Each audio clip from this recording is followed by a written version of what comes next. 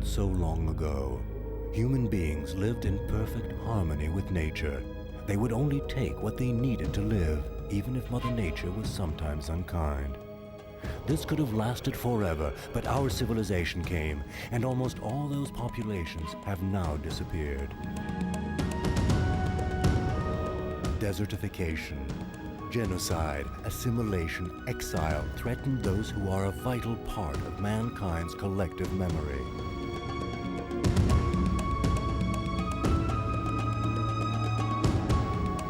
We have much to learn from them. Our own survival may well depend upon it. They are willing to teach us, but time is running short, for they are endangered civilizations.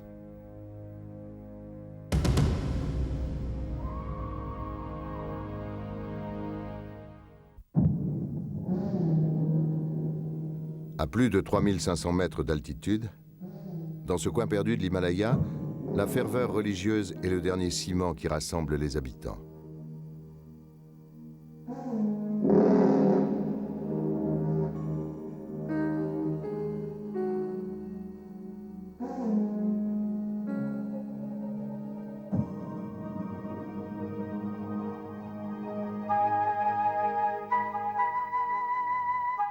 Nos croyances vous paraissent complexes.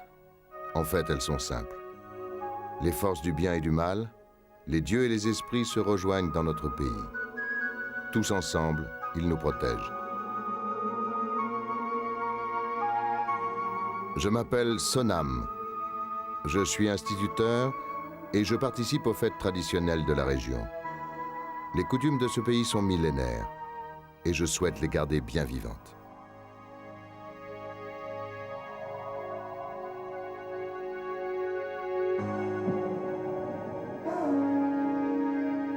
Autrefois, nous achetions du sel, des fourrures, des bijoux au Tibet pour les revendre à nos cousins de l'actuel Pakistan. En 1947, les Indes ont été coupées en deux. La frontière s'est fermée. Nous ne pouvons plus vendre à l'ouest.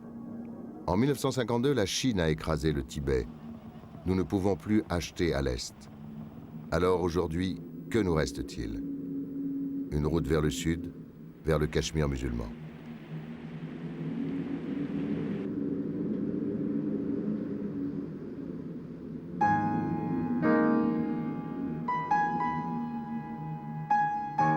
Le Ladakh se résume en quelques mots. 100 000 km² pour 100 000 habitants. Ici, tout produit arraché à la terre est un don du ciel, un exploit pour les habitants et un gage de survie pour la saison prochaine.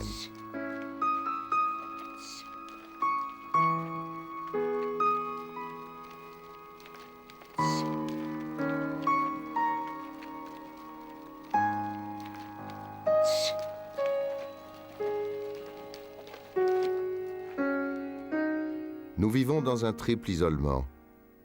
En hiver, le pays est coupé du reste du monde par des cols à près de 5000 mètres d'altitude. 8 mois par an, la seule route est bloquée par la neige. À nos frontières, l'islam et le communisme menacent nos habitudes de vie.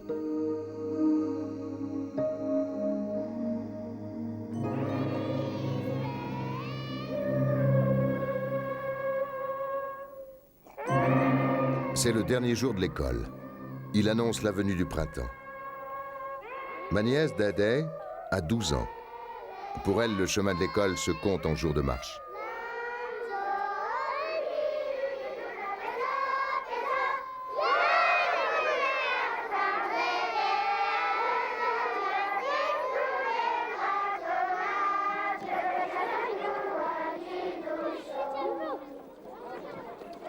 Dadeh doit rejoindre ses parents qu'elle n'a pas vus depuis 6 mois. Son village est à près de 3 jours de marche. Et elle est restée en ville pendant tout l'hiver. Mais aller à l'école au Ladakh est une chance inespérée. Comme les élèves sont très mélangés, Dadeh suit ses cours, tantôt en anglais, tantôt en ladakhi. Ce n'est pas simple pour elle. Please, hands up. Who can tell me? Yes, please. 86 crore, 7,54,918. Correct. We can go now. Thank you, sir.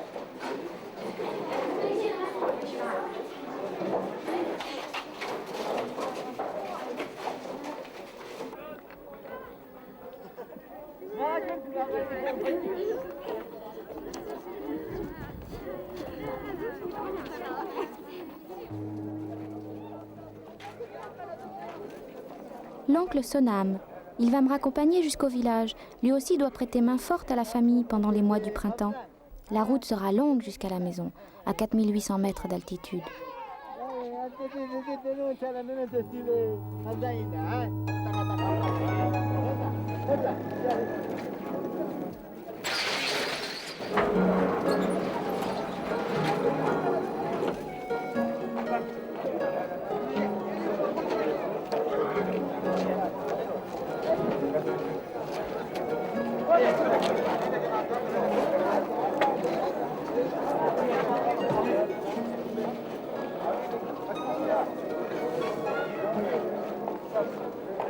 La ville de Leh, la capitale, a été un grand carrefour pour le commerce, jusqu'à la fermeture des frontières. Maintenant, le marché de tous les jours reflète bien ce qui se passe ici.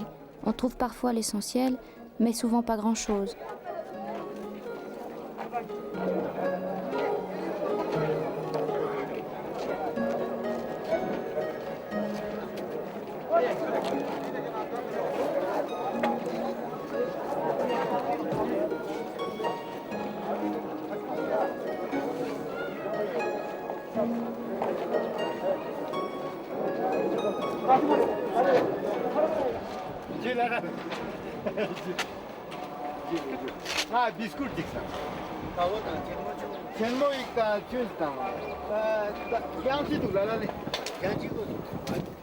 Le sac de Sonan est très chargé.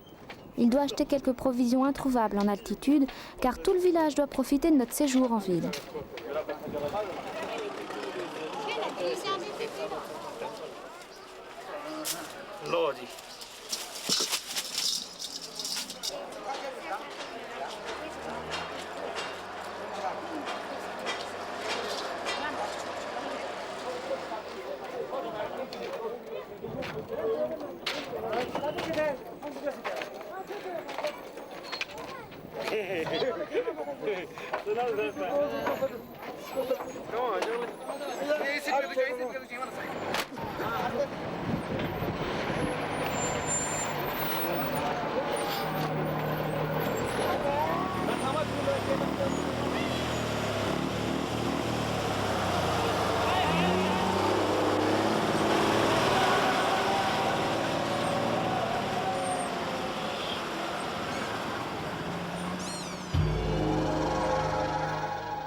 Nous ne pouvons pas rentrer à la maison sans faire une halte au monastère.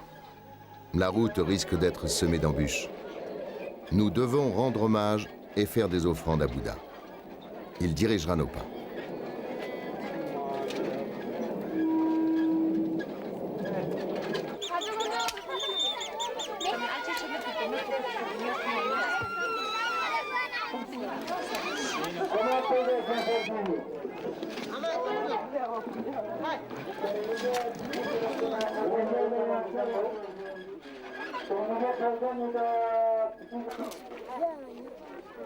Au-delà du monastère, Bouddha est notre repère. Sa vie est un exemple pour tous.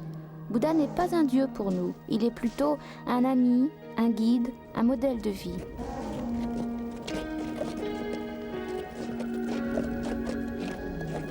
Trois jours de marche pour monter à 4500 mètres, pour retrouver les neiges éternelles, la glace, les éboulis, pour rentrer à la maison. Le décor est magnifique, mais un petit peu triste. C'est le dernier village avant la haute montagne. Il est reconnaissable parce que les murs de prière sont couverts de crânes de yak, tous gravés de formules sacrées qui protègent le village.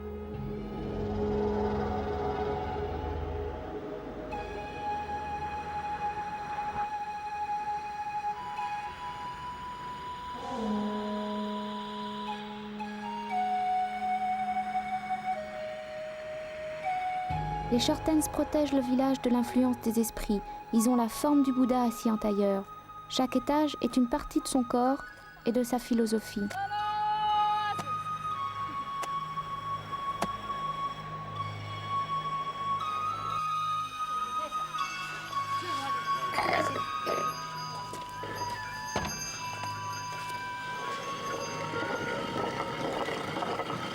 Il reste encore du grain dans les réserves. La dernière moisson a dû être exceptionnelle. La farine d'orge, la tsampa, est indispensable pour passer l'hiver. Nous en ajoutons partout, dans la soupe, dans la bière. Nous la mangeons même crue dans la journée.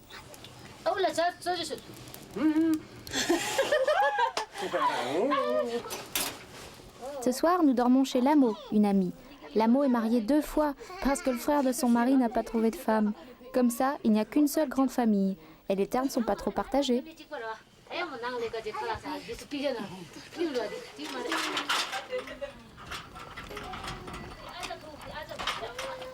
L'oncle de Lamo, lui, n'a pas de chance. 5 de ses 6 enfants sont partis à la ville. Il n'y a plus personne pour travailler. Alors ses champs disparaissent dans le torrent.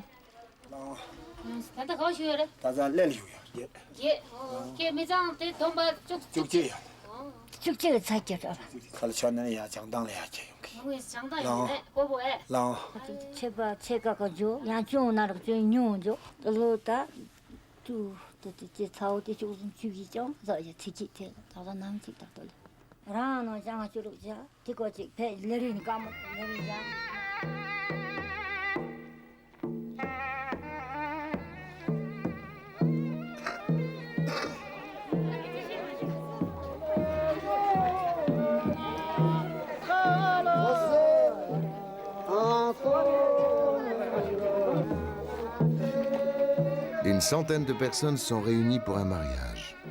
100 personnes. Dans ce coin, c'est un grand rassemblement. Une occasion unique pour se retrouver et festoyer. Les femmes mariées revêtent la coiffe de turquoise qui représente toute leur fortune. La tradition ne se perd pas dans la montagne.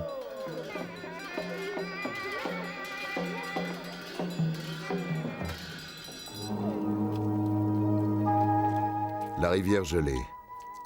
Ce tapis de glace est la seule passerelle entre la capitale et le village.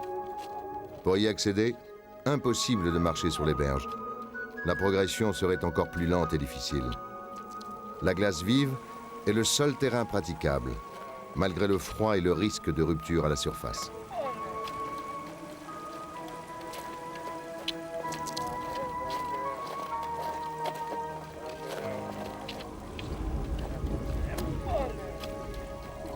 Il faut faire une pause pour mettre des habits plus chauds et plus confortables. Sonam n'a rien laissé au hasard. Cette nuit, la température descendra jusqu'à moins 20 degrés.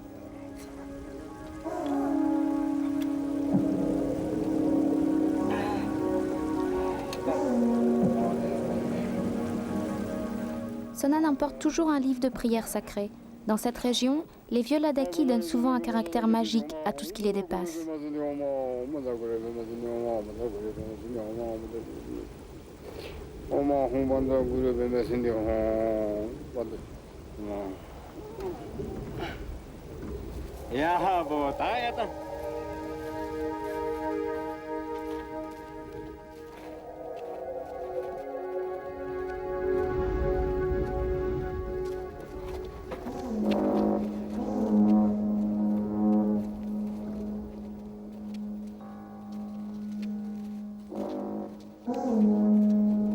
Tout à l'heure, en frappant la glace, le bâton a sonné creux.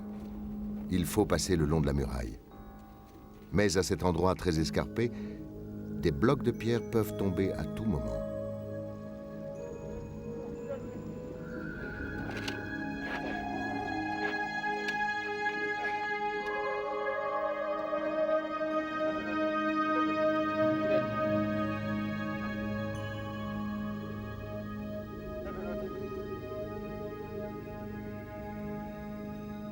Les chaussons de peau de yak sont très chauds, mais trop glissants, et Sonam est complètement coincé.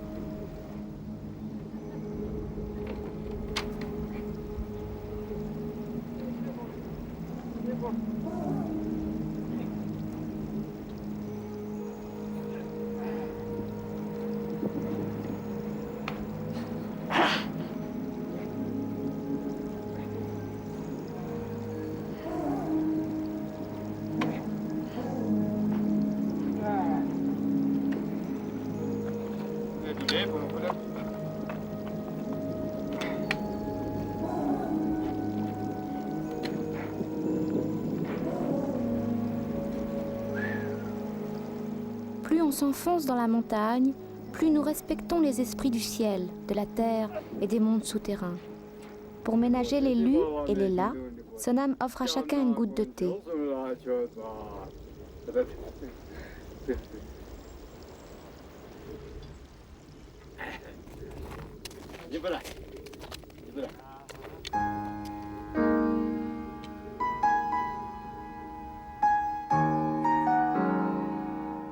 Au Ladakh, et surtout en haute montagne, les sommets abritent des êtres imaginaires, dzânes rouges aux deux visages, sorcières volantes, ogres et lutins.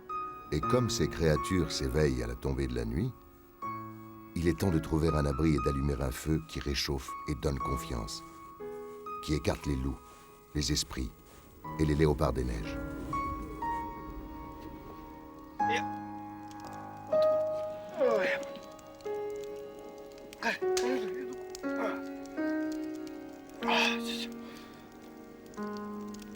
La chaleur des flammes invite à se reposer quelques heures, à rêver d'un environnement plus docile, à d'autres lumières, à se recueillir avec le Bouddha et avec son plus digne représentant.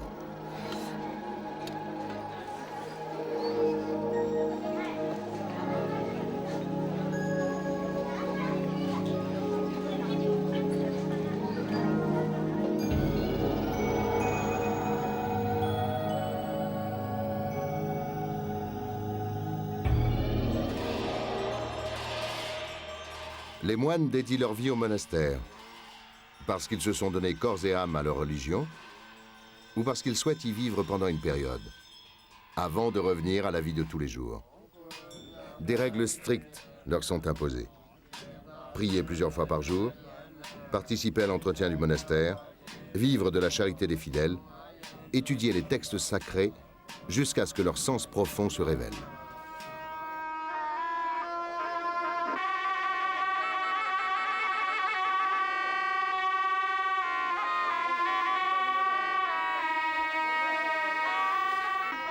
Toutefois, certains moines n'ont jamais appris. Ils sont la réincarnation vivante de moines décédés, de lamas revenus dans notre monde pour une nouvelle vie. Adultes ou tout petits enfants, ceux que l'on nomme les Tulku, font l'objet d'une vénération sans partage. Leur bénédiction est un privilège rare.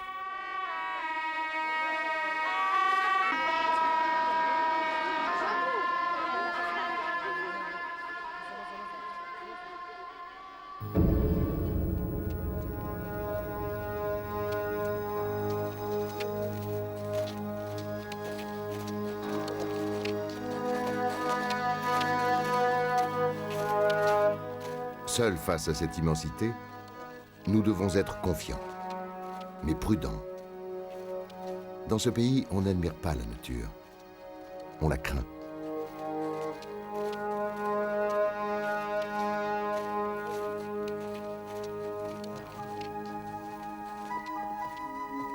Les animaux aussi souffrent de l'isolement pendant l'hiver. Abandonnés au mois d'octobre, ils sont récupérés au mois d'avril, s'ils sont encore vivants.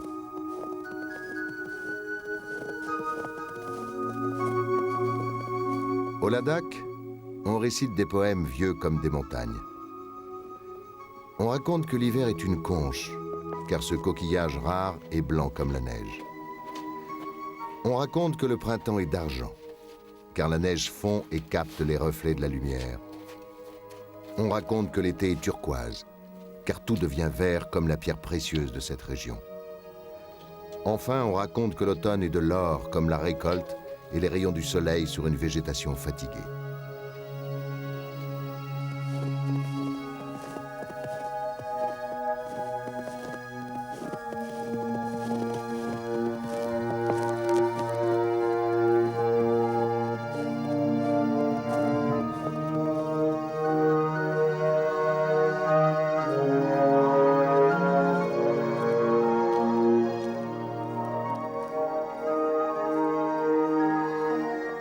Par an, la neige recouvre les hautes vallées, laissant peu de temps pour cultiver la terre et pour assurer la survie de chacun.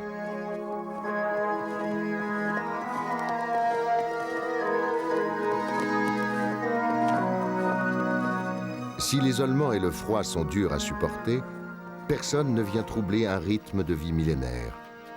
Et cela permet de retrouver nos racines.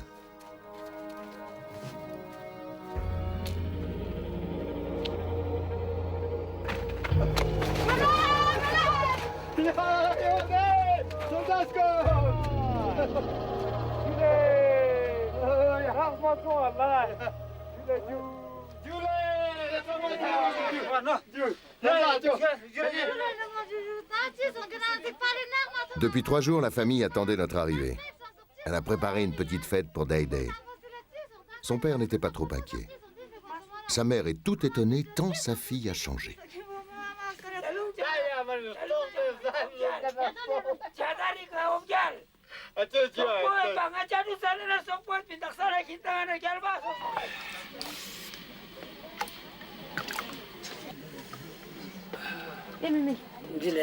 Toute la famille et les voisins sont réunis.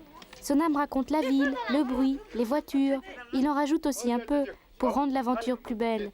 Le thé et le chang, cette bière de Nil, peuvent couler à flot.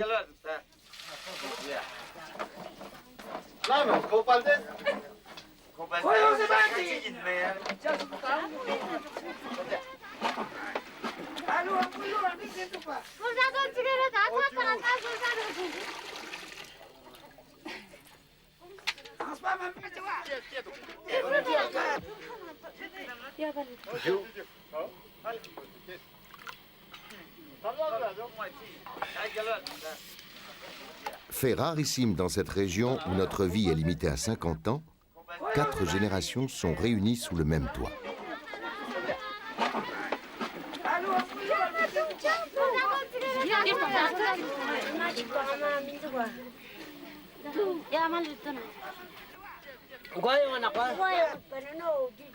Le médecin traditionnel, Lamchi, nous a rejoints pour la fête. Grand-mère, qui a 88 ans, en profite pour une consultation improvisée. Comme par hasard, elle souffre de toutes les maladies.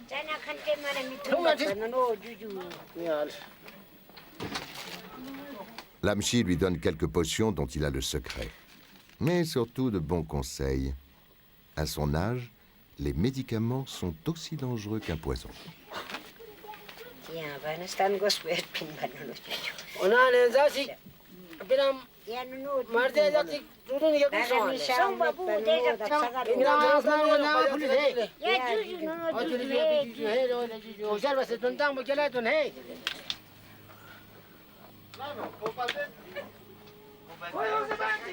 Day s'est rapproché de Lamchi pour qu'il lui raconte son avenir.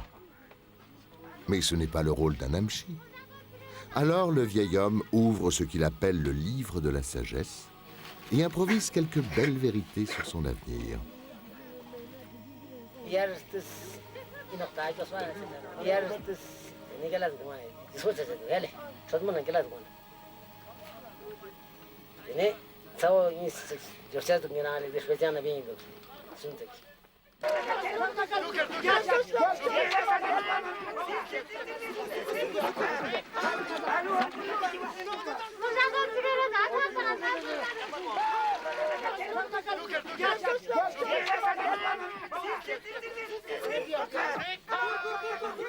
Maintenant, dans la maison, tout le monde est bien gai. Les hommes lancent un défi à Sonam le chanceux. Il se réfugie dans un coin de la pièce pour une furieuse partie de dés, en attendant le printemps tant espéré.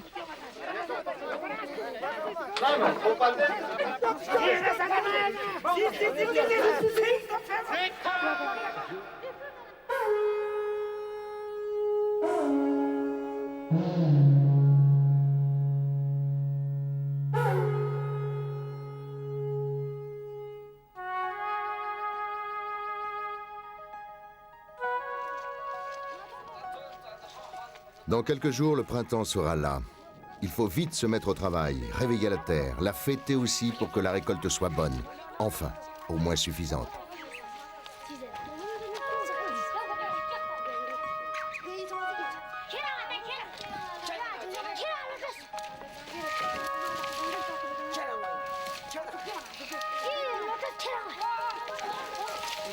À chaque printemps, il faut déjà penser à l'hiver suivant. La course contre le temps est relancée pour cultiver, engranger ce qui est nécessaire. Pour survivre pendant 8 autres mois.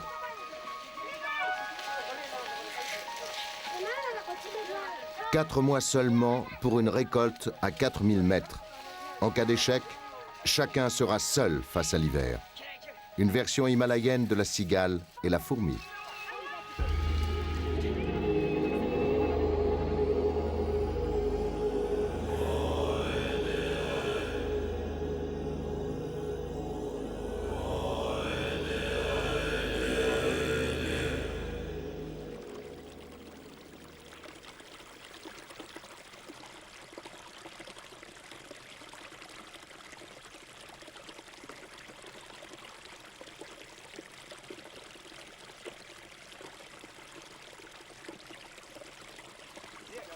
Le temps s'est adouci et la neige a fondu.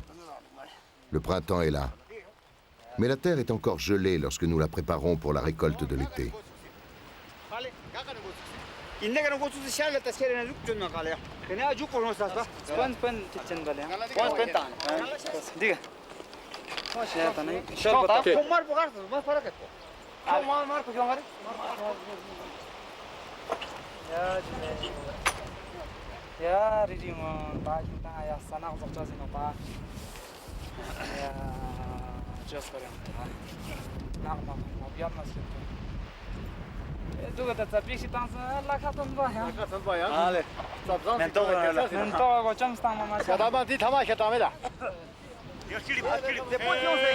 Le premier sillon réveille les Las, les esprits de la terre. Il est le plus important de tous. Il détermine toute la récolte à venir. L'attelage, les dzos, doivent participer à notre prière.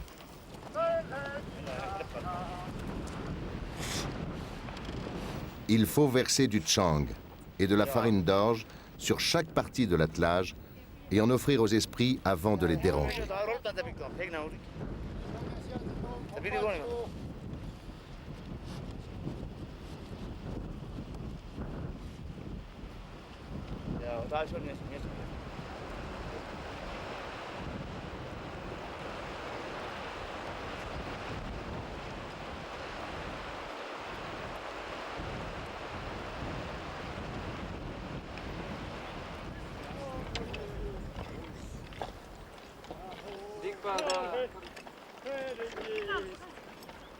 Sonam est venu nous aider, et comme d'habitude, il en fait un peu trop.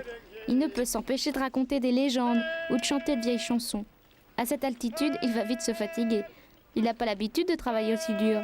Mais pour l'instant, il donne encore le change.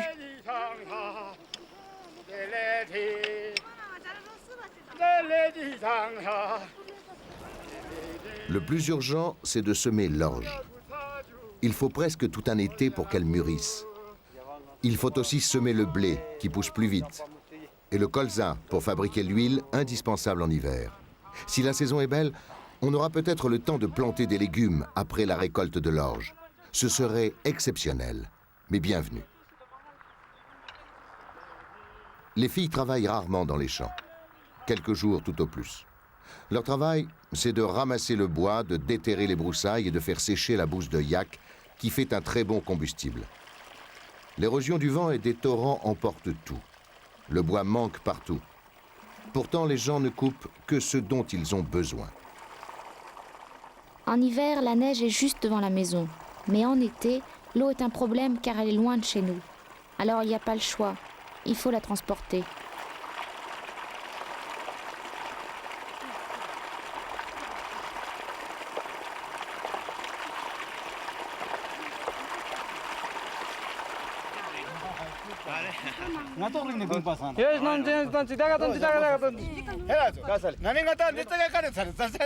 Sonam s'arrête et organise un pique-nique. Bien sûr, ce n'est pas la tradition. Il est fatigué. Mais cela ne va pas l'empêcher de nous chanter une petite chanson.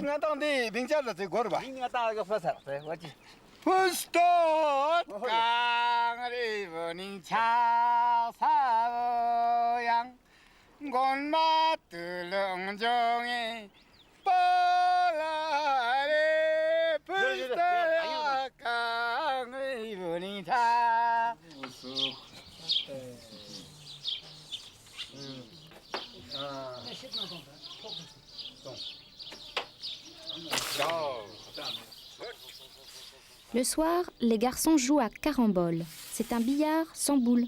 Celui qui rentre le dernier jeton emporte la somme que chacun a misée. Nous, les filles, on peut à peine regarder.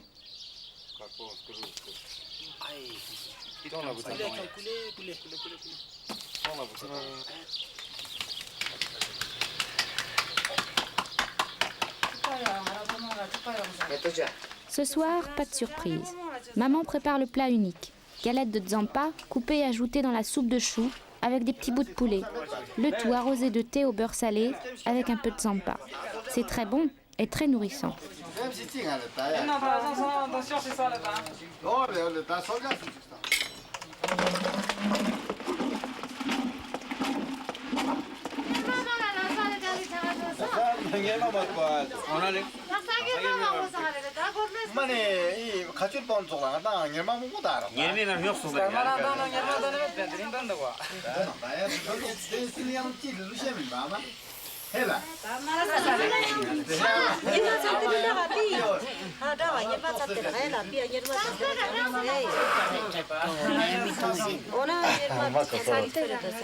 Sonam est complètement crevé. Il explique à Pariseng que la terre est vraiment dure et sèche, ce qui le fait bien rire.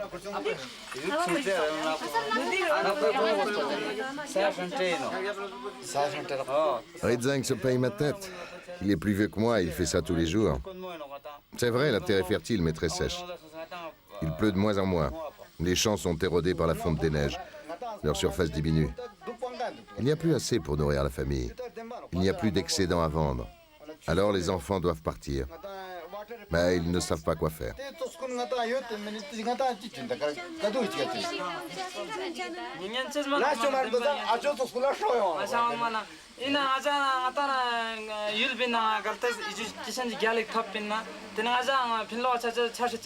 Karma n'est pas content. Il cherche du travail partout, mais il n'a pas de formation. Il ne parle pas bien l'ourdou des Cachemiris, ni le hindi. Personne ne veut de lui. L'éducation est une catastrophe par ici. Sonam essaie de le raisonner, lui conseille d'aller dans la province de Spiti, où l'on parle notre langue, d'y trouver du travail, dans le tourisme, de devenir chauffeur. Mais Karma ne veut rien entendre. Il veut rester au Ladakh.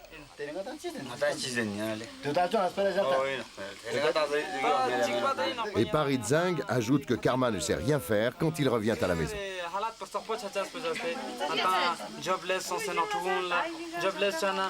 Karma a raison, il est jobless. Sans travail parce que les Cachemiris viennent au Ladakh en été prendre tous les bons boulots. Ils exploitent des commerces, ils dirigent le tourisme et repartent avant l'hiver. Sonam croit que le tourisme est la seule possibilité.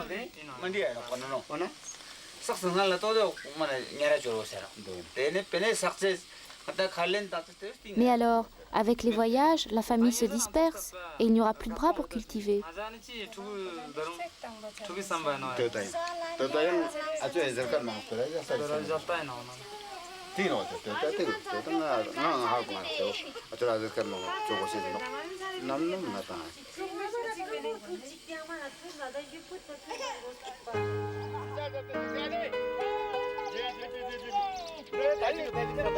Le séjour de Sonam est terminé.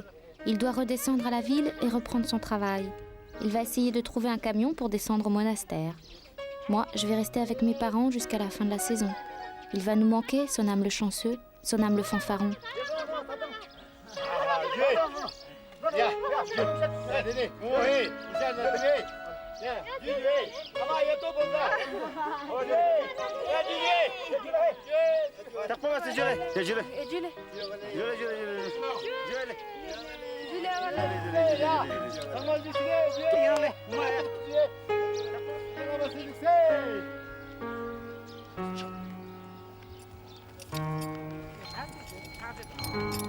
En été, encore plus haut dans la montagne, se trouvent ceux qui ont le plus souffert de la fermeture des frontières.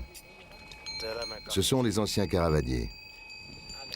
Ils franchissaient les grands cols pour transporter vers le bas de l'Indus tout ce qui nous faisait gagner de l'argent. Aujourd'hui, les frontières sont fermées. Comme ces nomades, le Ladakh est entré dans une grande tristesse. Ne cherchez pas les dizaines de yaks qu'ils possédaient pour assurer le convoyage. Ils ne serviraient plus à rien. Alors, ils les ont laissés mourir de vieillesse. On ne tue pas lorsqu'on est un vrai croyant.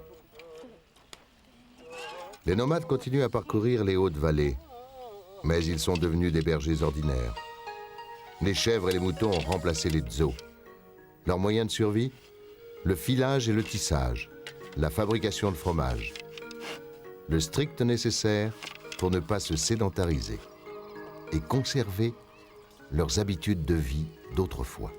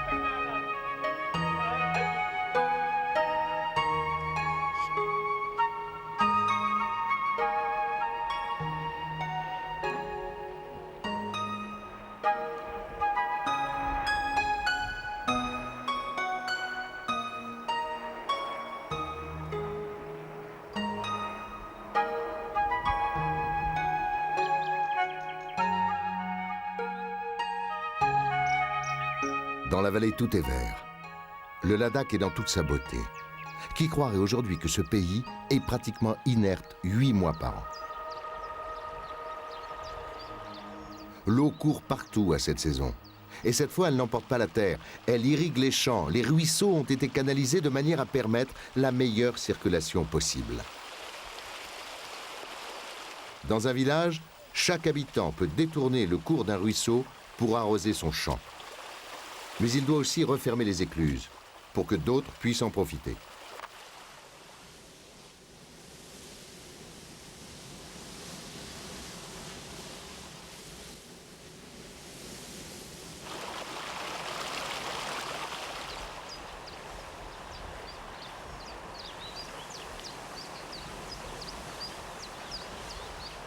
Tout pousse en miniature à cause du manque de soleil. Il faut faire avec des abricots gros comme le pouce, du blé haut comme 3 pommes et des pommes que l'on avale d'une bouchée.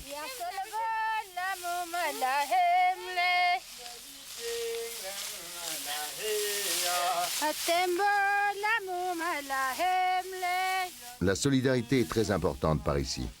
Les gens s'entraident pour les moissons, car la récolte n'attend pas.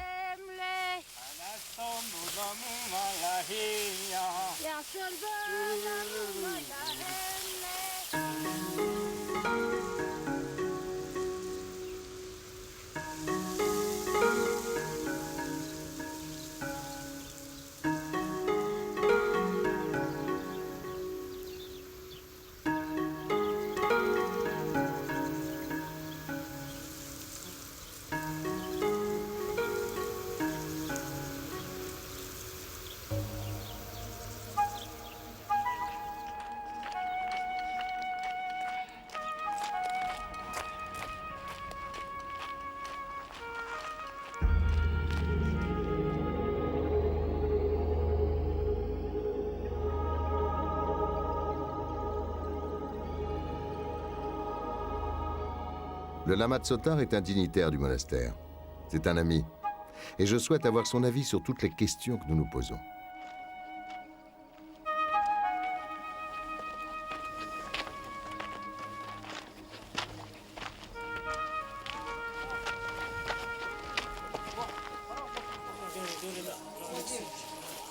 Le festival d'un monastère est une occasion que ne manquent jamais les gens des environs. Les moines reviennent au monastère auquel ils appartiennent. Pendant 3 jours, ils prient et dansent pour la paix de la région, pour honorer les esprits protecteurs et représenter quelques aspects de l'enseignement du Bouddha. Tsottar dirige les moines devenus danseurs. Chacun revêt les habits fabriqués ou offerts par les habitants de la région. Mais surtout, pour la seule fois de l'année, les danseurs portent les masques sacrés conservés dans une pièce spéciale. Ces masques détiennent une partie de l'esprit des protecteurs et vont s'animer. Tsottar revêt l'un des masques d'un des protecteurs les plus puissants, celui de Mahakala.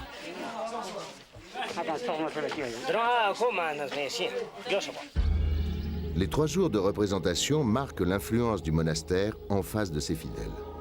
Les monastères sont riches, extraordinairement riches, riches de milliers d'hectares mis en fermage, riches de tous les dons qui leur sont faits.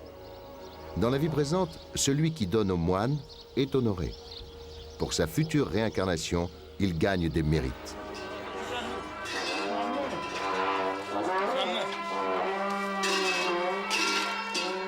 Alors, une fois par an, le monastère montre l'étendue de son pouvoir spirituel et temporel.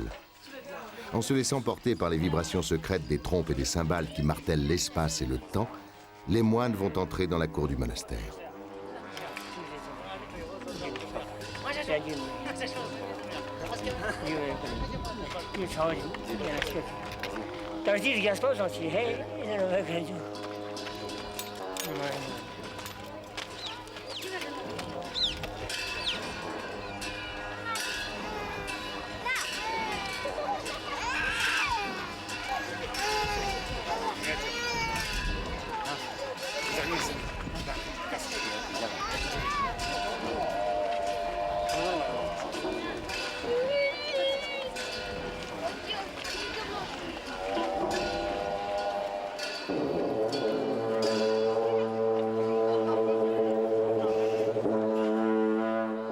Traditionnellement, le festival débute comme ici à Emis par l'exposition de la Grande Tanka.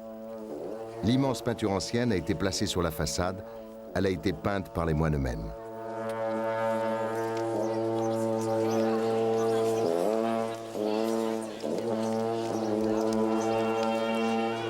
Les supérieurs du monastère sortent en procession. Ils superviseront toutes les cérémonies.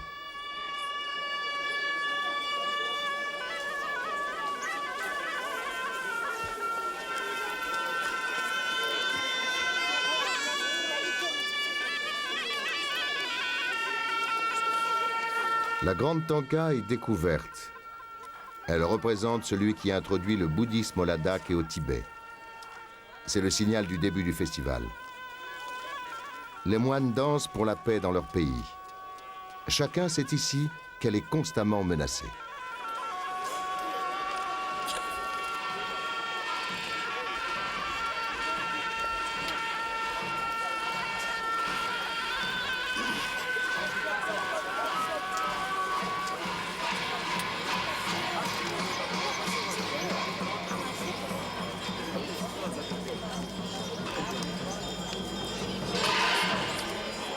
Pendant ce temps, quelques moines déguisés se mêlent à la foule et l'incitent à faire des dons. Une manière très laïque d'assurer l'avenir du monastère.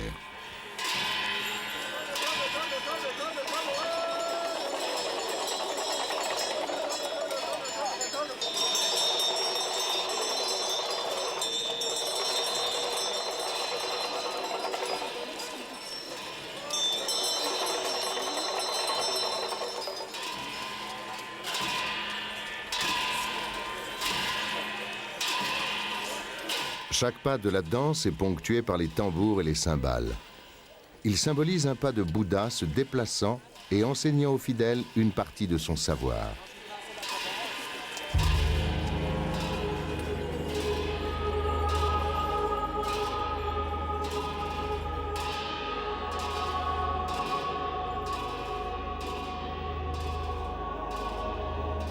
Les moines tournent sur eux-mêmes selon une chorégraphie précise, soigneusement répétée.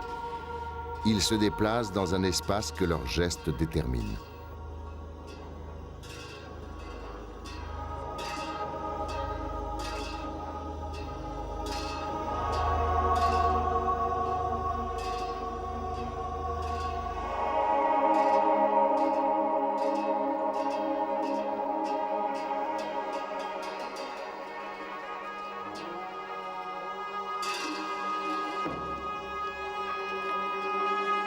Chaque danse est un petit exploit pour les moines qui doivent contrôler pendant près d'une heure chacun de leurs mouvements. La fatigue se fait vite sentir.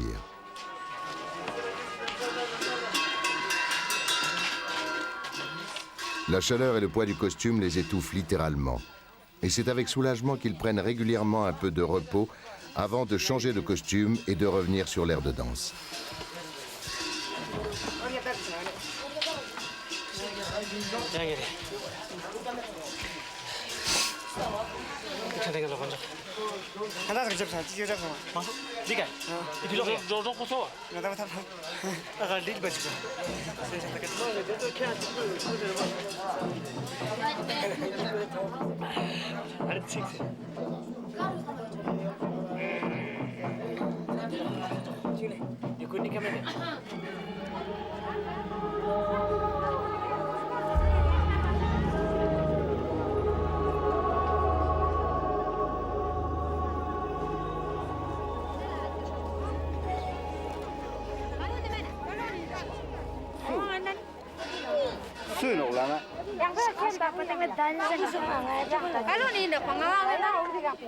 Entre deux représentations, d'autres jeunes moines circulent entre les fidèles pour les encourager à faire des dons. Il faut se plier à la tradition, inscrire son nom et le montant de chaque don fait au monastère. Le denier du culte est un souci constant.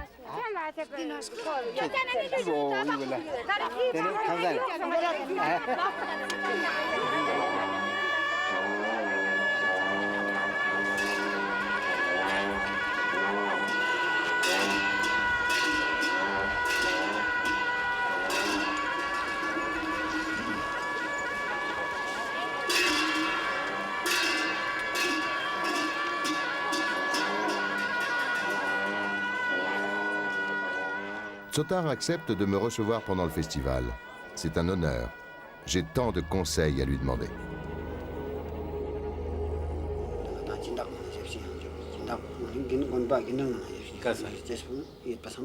Ma première question concerne le manque de pluie en été, ce qui étonne Tsotar. Nous n'y pouvons pas grand-chose. C'est la nature, me répond-il. Certains moines sorciers de la région prétendent faire tomber la pluie. Ici, nous n'avons pas tous ces pouvoirs. Mais nous avons quand même envoyé 3 moines prier dans la montagne pour que la saison soit favorable. Lorsque je lui dis que beaucoup de Ladakhi ne trouvent plus assez de terre pour nourrir leur famille, que l'érosion est aujourd'hui une catastrophe, Tsotar rétorque que si quelqu'un est dans le besoin, c'est un devoir de l'aider. Le monastère peut prêter des terres aux fermiers dans le besoin, encore faut-il qu'ils payent le prix du fermage.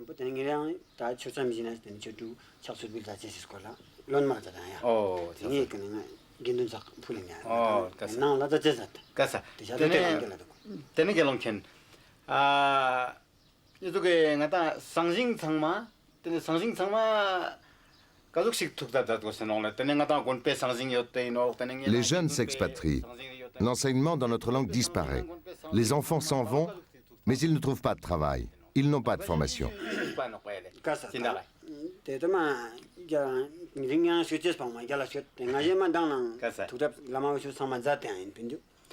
La réponse de Tsotar me surprend. Les Ladakhi oublient souvent qu'autrefois, chaque famille devait donner son 3e enfant au monastère. Les jeunes peuvent trouver du travail dans les métiers traditionnels du pays, comme le tissage, la fabrication de vêtements et d'objets. Dans les monastères, nous enseignons en Ladakhi, mais il faut aussi que les enfants apprennent les langues étrangères que l'on parle au Cachemire et en Inde. C'est indispensable pour communiquer avec nos voisins.